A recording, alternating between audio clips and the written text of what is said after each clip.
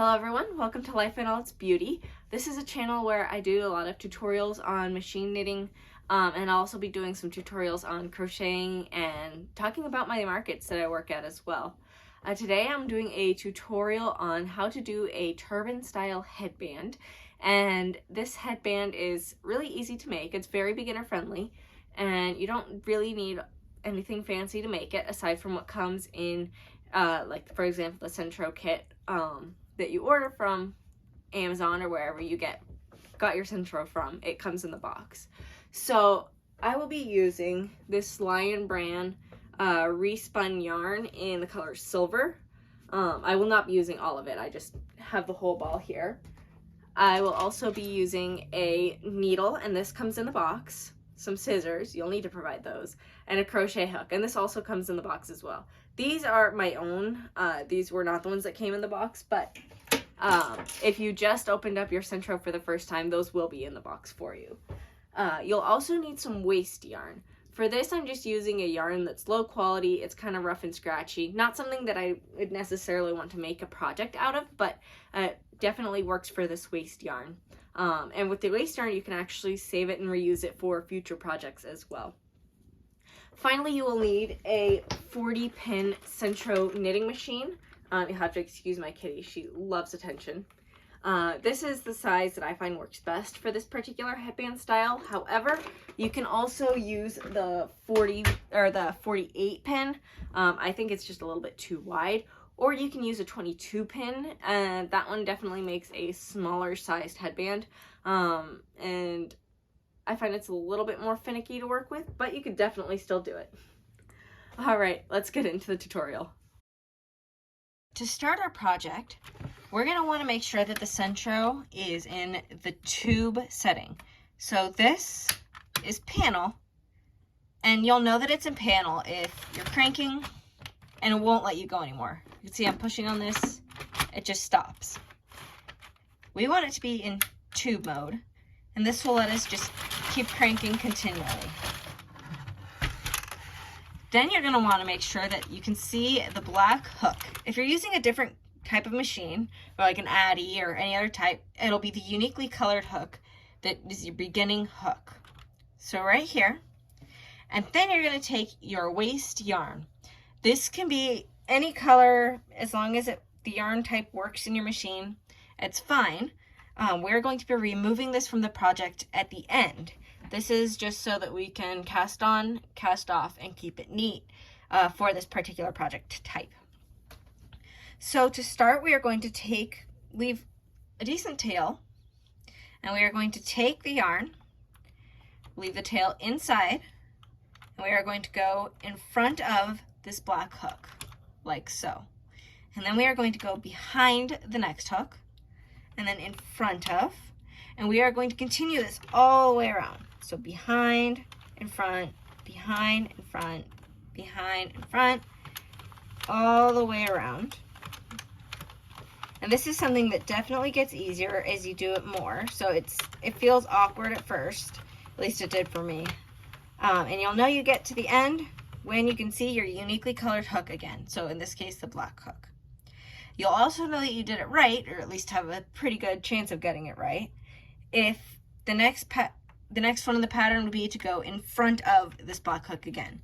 If you're coming around and you're finding that you're supposed to go behind the black hook, like so, that means that somewhere along the way you messed up and you need to restart. So we're going to make sure we can go in front of the black hook, but we're not going to. Instead, I'm going to put it onto the yarn feeder, and I'm going to put it into one of the tension rings.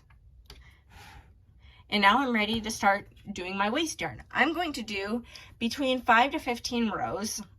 This is to just get your project established, and then, like I said, we'll end up removing it at the end. So let's go ahead and crank our first row. Something you're going to want to make sure is that the yarn you have here is loose. I've seen people who will have plastic buckets that they will just drop their yarn into. That way they can have it kind of on the ground and it's feeding nicely. This is what I have right now is my setup, where I just have it on the table and then I'll keep pulling it out as needed. So there was round one. There's round 2. Round 3. Round 4. 5. Oh, and you can see I got a little snag there where the yarns decided to start getting tangled. You just undo it and keep going.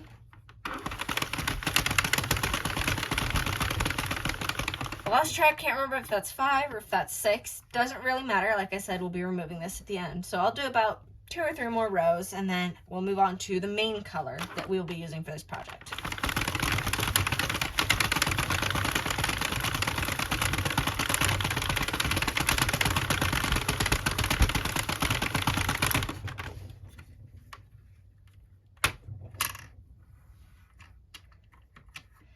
And there's a knot in the yarn. It's not a big deal. I'm just going to keep cranking.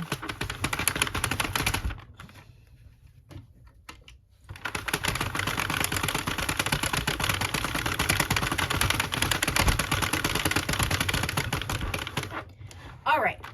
So this is the part where I'm going to switch to my main color yarn. In this project, I wanted to use that silver colored yarn. So I'm going to take, ma'am, this is the part where I wanted to use the silver colored yarn. So I'm going to take my snippers and I'm going to cut off, I think about a few inches. And I'm going to pull this off, put it behind my work in front before I put it onto this black hook. So my last stitch will be on this white one. So next I'm going to take the main color yarn that I'll be using, in this case the silver, and I prefer to use the center pull as opposed to the outside. I found it works just a little bit better for my projects, but it's up to you, whatever works best. You'll take, again, a few inches. You'll drape it down right next to your waste yarn, and I put it underneath a black hook before I thread it through my yarn feeder. And now I'll put it back into the tension. And now we're good to start cranking on our project.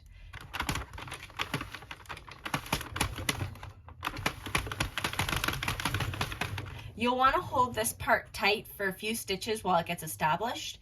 And then once you've done a few rows, then we'll actually end up tying this off. Actually, we'll loosely tie it off. I'll show you when we get there.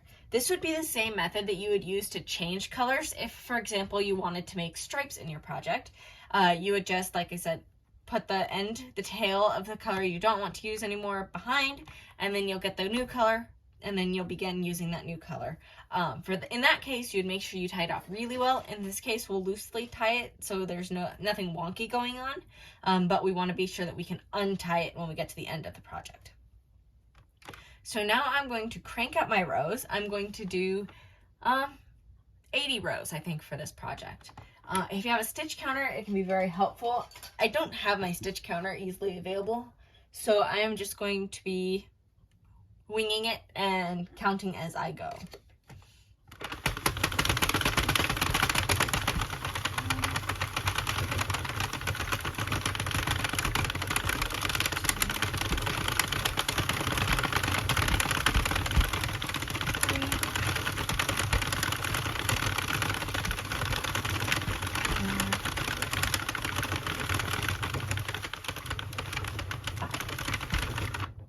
All right, so I've done 5 rows and a few.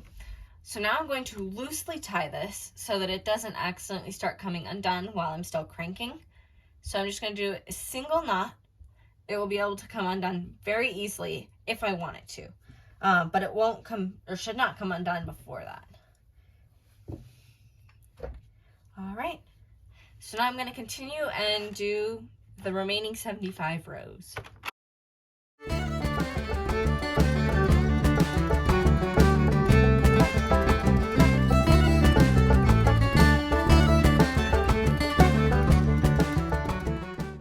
Alrighty, so I'm at 60 rows and the bottom of my piece is beginning to drag on the table. And that's not good because that can start knocking your stitches off. That'll make drop stitches, tuck stitches. it's a pain to fix. So instead what we're going to do is we're just simply going to roll this up like so, and we'll continue on for the remaining 20 rows.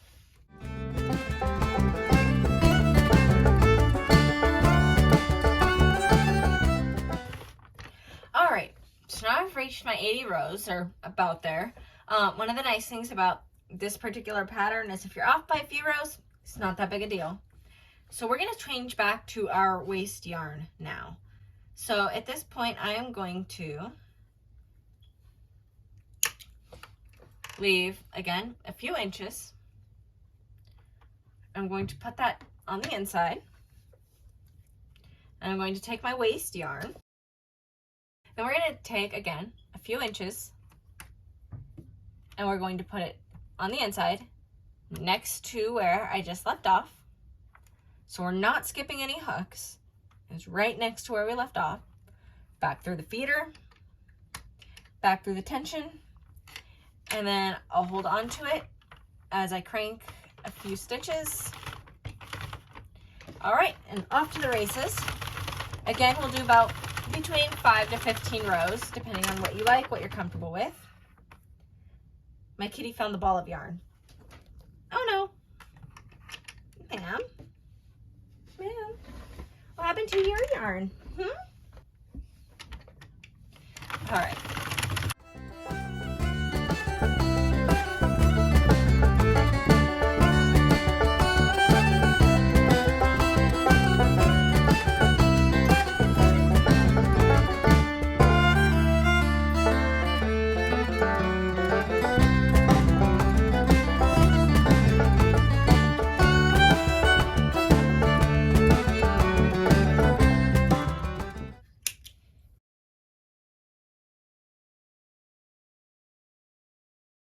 So to cast off now, I'm just going to simply put this over my last hook, and then I'm going to crank until this piece falls off of my knitting machine. So I'm just going to crank until this falls off, and this will be our cast off.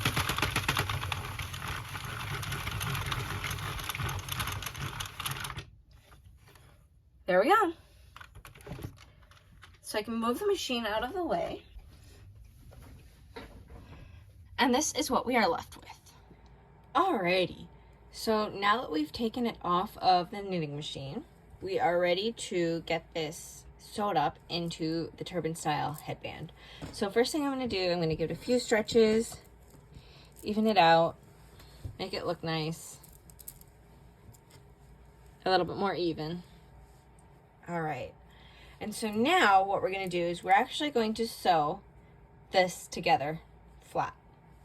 So that's going to be our first step. And the way I do that is I'm going to find where I finished with the gray and began my waist yarn, right there. And then I'm going to approximately find the other halfway point.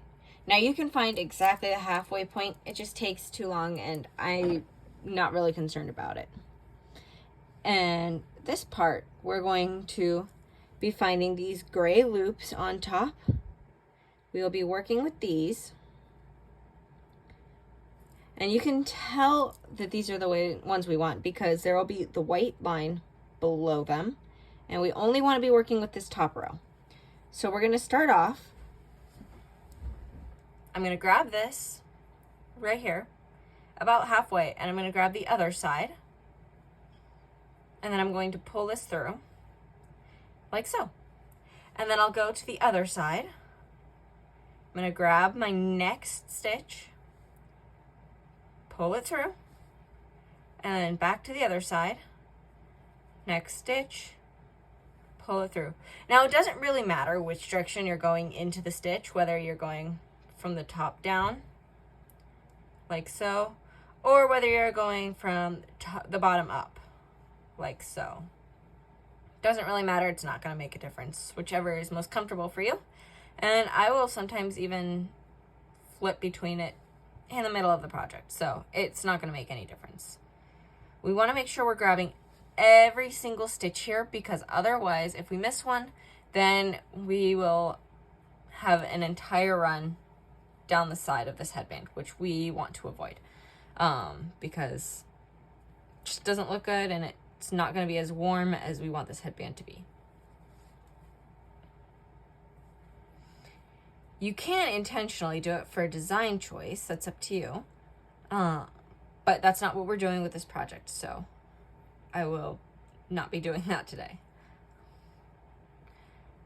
Oh, I do have a project coming up, I think at the end of December, where we will be utilizing a run down the side of a project for a scarf, but we want to make sure our runs happen intentionally and not accidentally.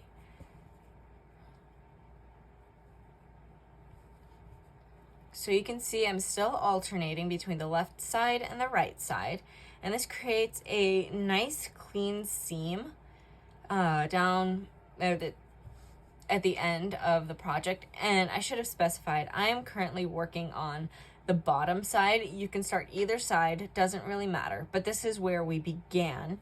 I can tell because I do not have any live stitches. They are caught by our cast on. But either way, it doesn't matter because we will be doing this to the other side as well.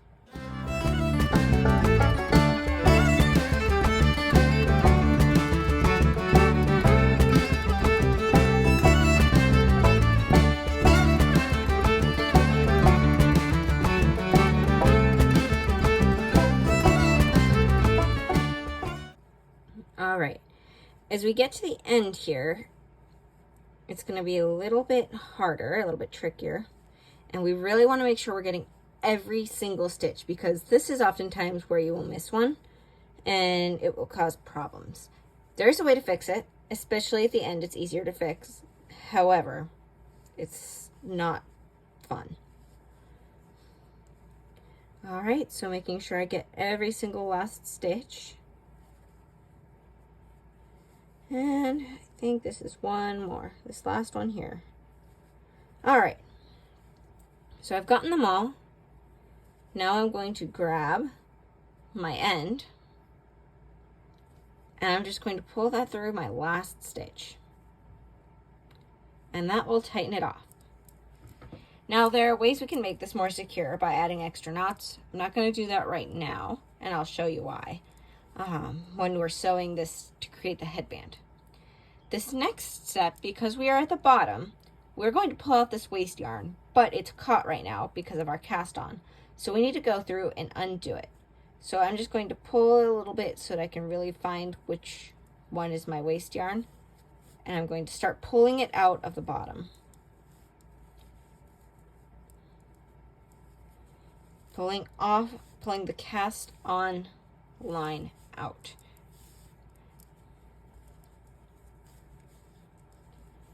And you can see when I give it a little tug, it becomes a little bit clearer which line I need to pull.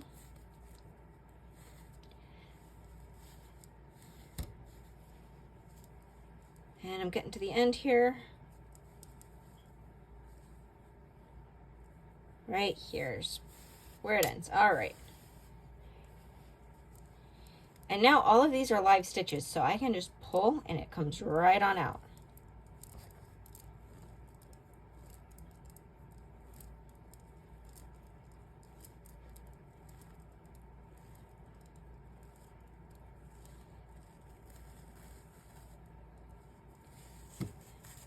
Alrighty, it can sometimes get a little bit tricky here.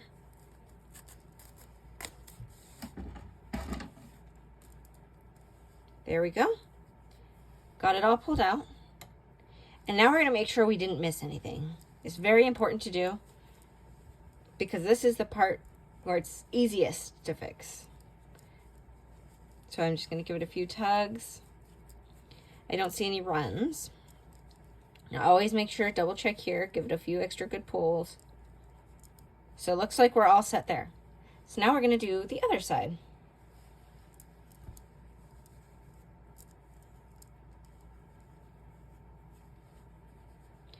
Now, because we started and ended on that black hook, it's going to be the exact same row down here, staying straight. However, if for whatever reason, maybe you started halfway through, you stopped halfway through because you ran out of yarn, then you need to make sure that this is remaining straight, or at least straightish, give or take a row or two. So we're going to go through, and I'm going to do the exact same thing to this side, where I catch all of these stitches on the top, that top gray row, and I'm going to sew it together, or crochet, I suppose.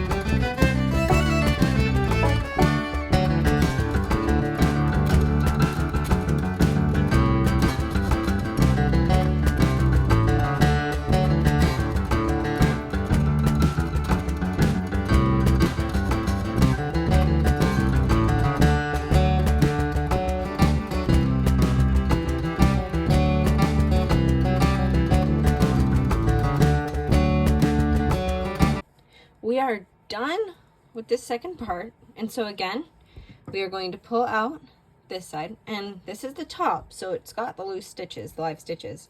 So instead of having to pull out the cast on, you can just pull this one straight on out. No worrying about that.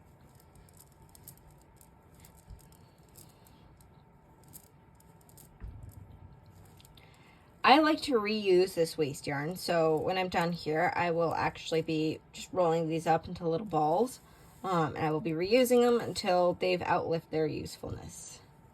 And that one had an easy pull out.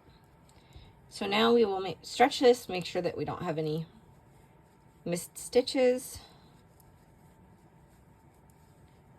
You'll tell because they will start running down. Oh, now we've got one. Missed one right there. You can see when I pulled, it started pulling up, down. So now we're going to need to fix this run. And we'll need to make sure that we catch this up again. So I'm going to loosen that for now. And to fix this, we will put our hook in here. And then at the next stitch up, we're going to grab, pull it out. And the next stitch up, grab, pull it out. And I think we might have one more. Yep, right here. I'm going to grab, pull it up. And now I'm going to insert my hook back into this last one here. Pull out the yarn that I'd used to tie it off. And pull it through to catch it. And now I'm going to just pull my yarn back through to catch it securely. Give it a few tugs. All right, I think we're all set now. We've got all of our stitches and we are ready to actually sew up the headband. Now I have a tail on this one, and this is long enough for me to sew it up. However, if you do not have a tail that is long enough to sew up, that's perfectly fine. We'll just leave this. If it's, say, that long, we would just leave this and we would cut another length of yarn. Probably, I don't know, a foot or two is a good length. You can see this one's maybe about a foot or so. Well, longer than a foot, maybe a foot and a half. And that's a good length to be able to stitch this up. So, this is the trickiest part for me, at least learning how to do this, is figuring out how we're going to attach this to make the turban style. So I'm actually going to fold this up like so, and I will do the same thing over here. Fold this up like so. Then I'm going to put this corner in here and this corner in the center. So right there and like that, to create layers. So you could see this is one side and this is the other side. And when they're together like that, I'm going to pinch this so you can see. It will create that.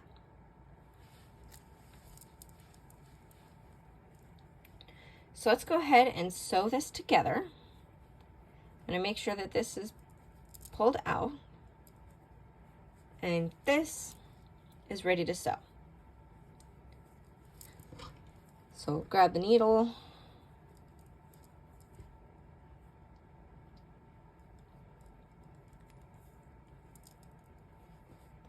All right, we are ready to go.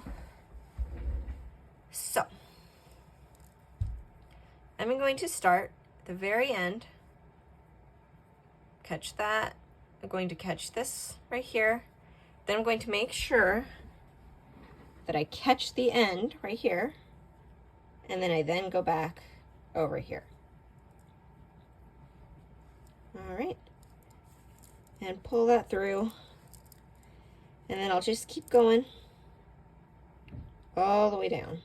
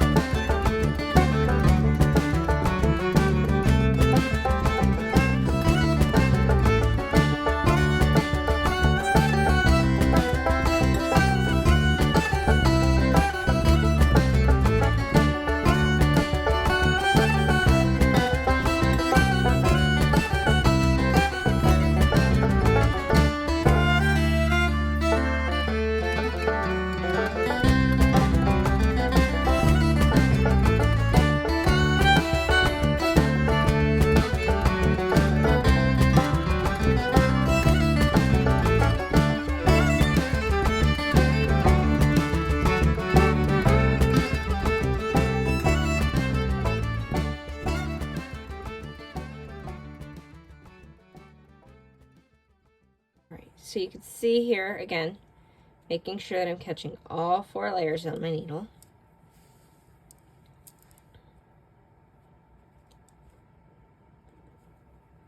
And you want to go as fairly close to the edge, so you can see I'm trying to get under here, not too far down. Let's see, right about there.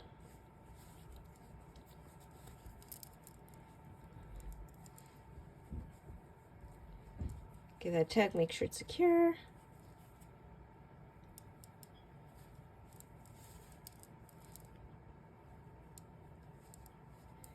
Alrighty, and I'm just about at the end. You can see I have a little bit extra here, but this is the end of the 1/2. That's fine. It's pretty easy to get undone. Let's see, put this back the way I had it. So that's okay. We'll just skip that middle panel and we'll just do these 3 because we have that middle panel secured, but we want to make sure all of our panels are secured. Now I'm going to go back, make sure I'm getting that 4th panel again one last time, just making sure it's secure. All right, and I'm going to take these 2. Remember I said that we were going to make sure it was secure even though we weren't knotting it off? This is where we're going to knot it off. So I'm going to do a double knot here. Make sure that it's quite secure. And a little bit further down, I'm going to do one of these knots. Give that a tug. And now I'm all done.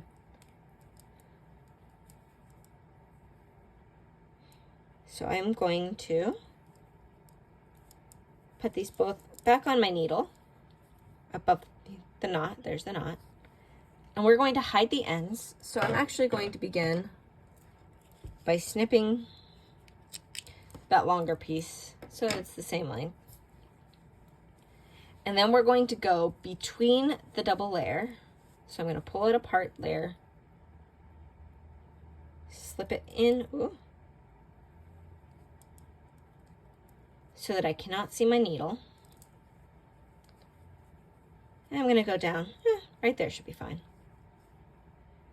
I'm going to pull it through.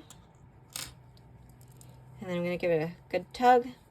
Looks like I didn't go quite down far enough. That's okay. Just finagle it till it goes away. And there we go.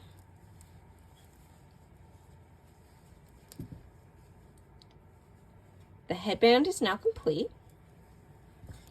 Let's give it a few tugs, make sure it's all nice and straight.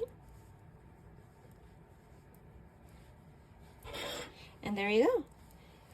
And you can make some really fun designs with this. Like I've seen a Grinch themed one, which is half green and then the half is red and white alternating stripes. So you could do something like that.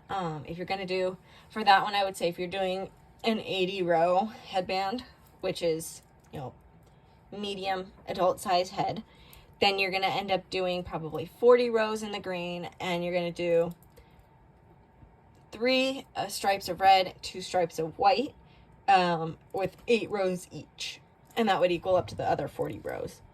And you can just fiddle around with the measurements how you like it. So that's an idea as Christmas is coming up. That's a fun idea, but these sell really well at markets for me, and I'm really excited with how it turned out. So let me know how it goes for you, and tag me on Instagram. Share the photos that of things you've made with me. I'd love to see them. All right, everyone, have a wonderful day, and I will see you next week. Bye.